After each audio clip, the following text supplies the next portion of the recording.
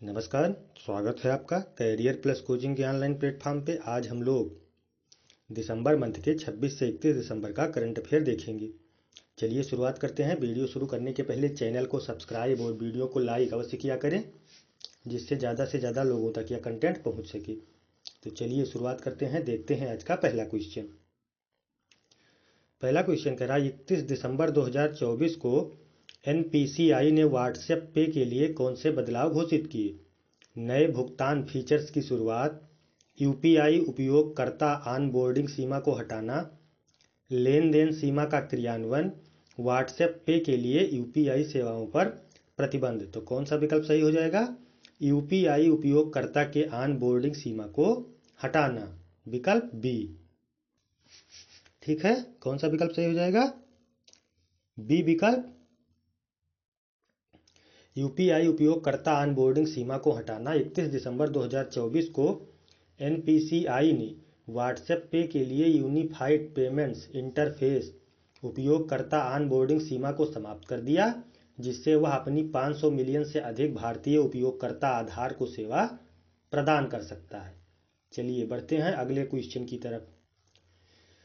30 दिसंबर 2024 को लॉन्च किए गए इसरो के PSLV C60 मिशन का मुख्य उद्देश्य क्या था? चंद्रमा पर मानव मिशन लॉन्च करना, अंतरिक्ष डॉकिंग तकनीकी का प्रदर्शन करना, अंतरिक्ष विकिरण के प्रभावों का अध्ययन करना, एक नए संचार उपग्रह को तैनात करना। कौन सा विकल्प सही हो जाएगा? अंतरिक्ष डॉकिंग तकनीकी का प्रदर्शन करना, विकल्प बी।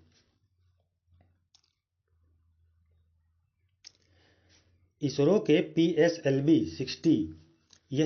PSLV C60 मिशन का मुख्य उद्देश्य निम्न: पृथ्वी की गोलाकार कक्षा में दो छोटे अंतरिक्ष यानों SDX-01 चेसर और SDX-02 टारगेट का उपयोग करके अंतरिक्ष डॉकिंग तकनीकी का प्रदर्शन करना था। तो कौन सा विकल्प सही हो जाएगा?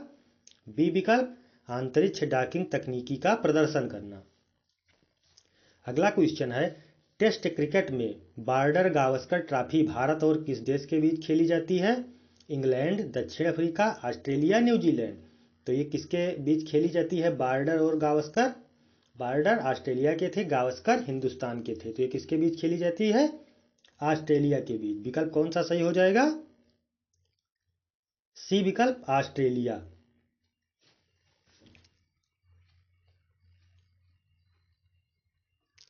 तीस दिसंबर 2024 को बॉर्डर गावस्कर ट्रॉफी क्रिकेट में ऑस्ट्रेलिया ने चौथे टेस्ट के 5वें और अंतिम दिन भारत पर 184 रनों से जीत दर्ज की है। चलिए बढ़ते हैं अगले क्वेश्चन की तरफ। हेमंत मुदप्पा ने किस खेल में 15वां राष्ट्रीय खिताब जीतने वाले पहले एथलीट बनने का रिकॉर्ड बनाया है? Badminton, football, motorcycle drag racing, tennis. कौन सा विकल्प सही हो जाएगा? Motorcycle drag racing.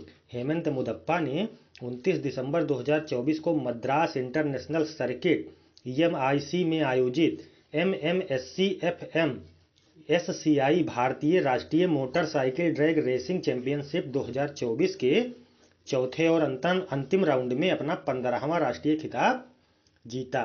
किसने जीता है ये? हेमंत मुदप्पा ने। कब जीता? 29 दिसंबर 2024 को। कहाँ जीता? मद्रास इंटरनेशनल सर्किट में आयोजित हुआ था ये। तो विकल्प कौन सा सही हो जाएगा? सी विकल्प, मोटरसाइकिल ड्रैग रेसिंग।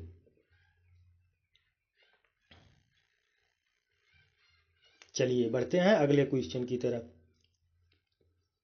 7 महाद्वीपों की सबसे ऊंची चोटियों पर चढ़ाई करने वाले सबसे कम उम्र की महिला कौन है? अर्जुन वाजपेयी, बछेंद्री पाल, काम्या कार्तिकेयन, पूर्णा मालवत। तो कौन है ये? कौन सा विकल्प सही हो जाएगा? काम्या कार्तिकेयन।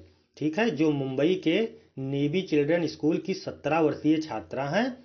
7 महाद्वीपों की सबसे ऊंची चोटियों पर चढ़ाई करने वाली सबसे कम उम्र की महिला बन गई हैं।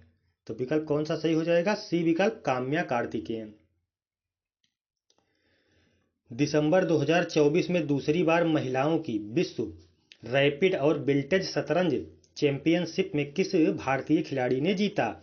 हम्पी कोनेरू, हारिका द्रोणावल्ली, तानिया सचदेव, भक्ति कुलकर्णी। तो ये किसने जीता है? हम्पी कोनेरू ने जीता है। विकल्प कौन सा सही हो जाएगा? ए विकल्प हम्पी कोनेरू। महिलाओं की श्रेणी में विश्व रैपिड और बिल्टेज शतरंज चैंपियनशिप विजेता भारत की कोनेरू हम्पी ने इंडोनेशिया के इरीन सुकंदर को हराकर अपना दूसरा महिला खिताब जीता। हम्पी ने 11 राउंड में 8.5 अंकों के साथ टूर्नामेंट समाप्त किया। चलिए बढ़ते हैं अगले क्वेश्चन की तरफ। कौन सा बोस्निया की पारंपरिक प्रेम गीत को दिसंबर 2024 में यूनेस्को को मान्यता प्राप्त हुई है? यूनेस्को की मान्यता प्राप्त हुई है। संवेदलिका, फाडो, फेलमेंको, टैंगो। तो किसको प्राप्त हुई है? ये संवेदलिका को।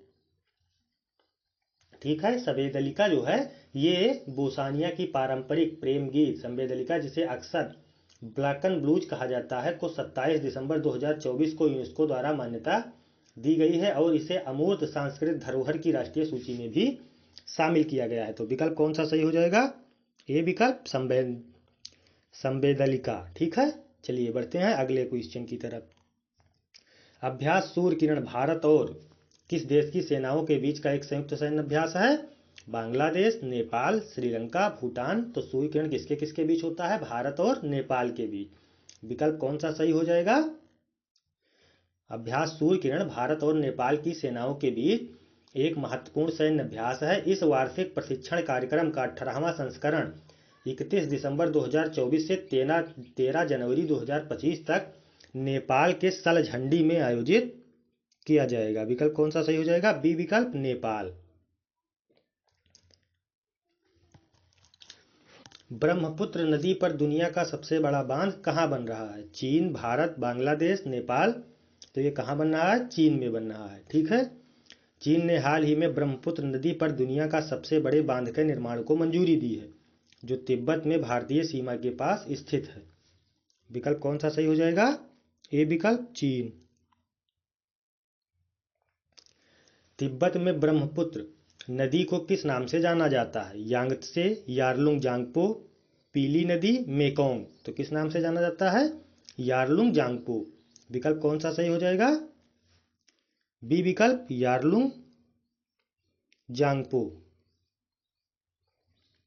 ब्रह्मपुत्र नदी को तिब्बत में यारलुंग जांगपो के नाम से जाना जाता है। यह नदी चीन के तिब्बत के स्वायत्त क्षेत्र से उत्पन्न होती है, जहां इसे यारलुंग जांगपो या बस जांगपो कहा जाता है। यह तिब्बत से पूर्व की ओर बहती है और फिट, ग्रेट ब्रैंड और दक्षिण की ओर मुड़ती है। अरुणाचल प्रदेश के माध्यम से भारत में प्रवेश करती है और ब्रह्मपुत्र बन जाती है। इसके बाद यह बांग्लादेश में प्रवेश करती है और इसे जमुना नदी के नाम से जाना जाता है। चलिए बढ़ते हैं अगले क्वेश्चन की तरफ।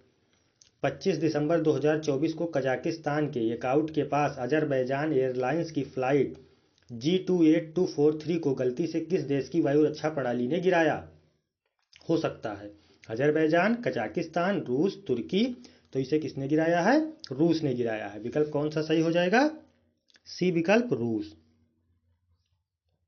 प्रारंभिक अटकलों के अनुसार कुछ स्रोतों का कहना है कि रूस की वायु रक्षा प्रणालियों ने गलती से विमान को मार गिराया हो सकता है। चलिए बढ़ते हैं अगले क्वेश्चन की तरफ। पूर्व प्रधानमंत्री डॉक्टर मनमोहन सिंह को किस वास्तुकार के रूप में व्यापक रूप से जाना जाता है? भारत का स्वतंत्रता संग्राम, 1991 के भारत की आर्थिक उदारीकरण, हरित क्रांति या अंतरिक्ष कार्यक्रम। तो विकल्प कौन सा सही हो जाएगा? 1991 में भारत का आर्थिक उदारीकरण। डॉक्टर मनमोहन सिंह को 1991 में आर्थिक सुधारों के वास्तुकार के रूप में जाना जाता है, जिन्हें भारत में आर्थिक उदारीकरण की शुरुआत की थी। तो विकल्प कौन सा सही हो जाएगा? इन्हें एलपीजी 1991 में जो एलपीजी चलाई गई थी उसी के जनक के रूप में जाना जाता है। मनमोहन सिंह की डेथ हो चुकी है। भारत के किस पूर्व प्रधानमंत्री ने भारतीय रिजर्व बैंक आरबीआई के गवर्नर के रूप में भी कार्य किया है? इंदिरा गांधी, राजीव गांधी, डॉक्टर मनमोहन सिंह, अटल बिहारी वाजपेयी। तो डॉक्टर मनमोहन सिंह ने। ये 1982 से 1985 तक रिजर्व बैंक के गवर्नर थे। विकल्प कौन सा सही हो जाएगा? सी विकल्प। प्रधानमंत्री राष्ट्रीय बाल पुरस्कार के पुरस्कारों के लिए निम्नलिखित में से कौन सी श्रेणियां शामिल की गई है? कला और संस्कृति, वीरता, नवाचार, विज्ञान और प्रौद्योगिकी, सामाजिक सेवा, खेल और पर्यावरण। वीरता, राजनीति, विज्ञान, साहित्य और खेल। तीसरा विकल्प है नवाचार, कला और संस्कृत, साहित्य और गणित। चौथा है सामाजिक सेवा, पर्यावरण, राजनीति और कृषि। तो कौन सा विकल्प सही हो जाएगा? ए विकल्प। ठीक है। कला और संस्कृति, वीरता, नवाचार, विज्ञान और प्रौद्योगिकी, सामाजिक सेवा, खेल और पर्यावरण।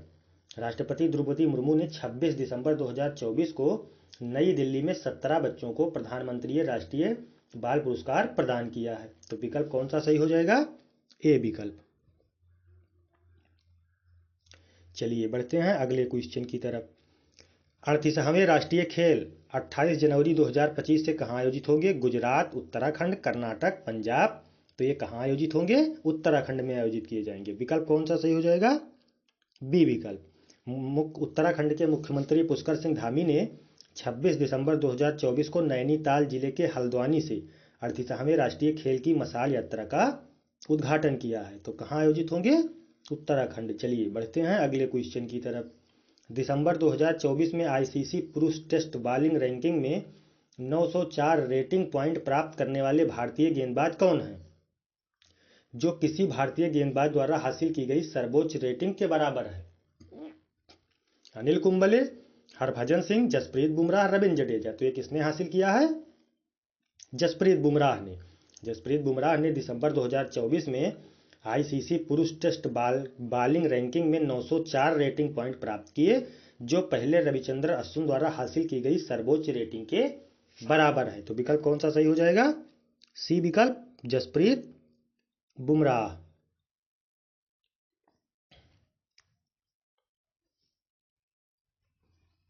चलिए बढ़ते हैं अगले क्वेश्चन की तरफ।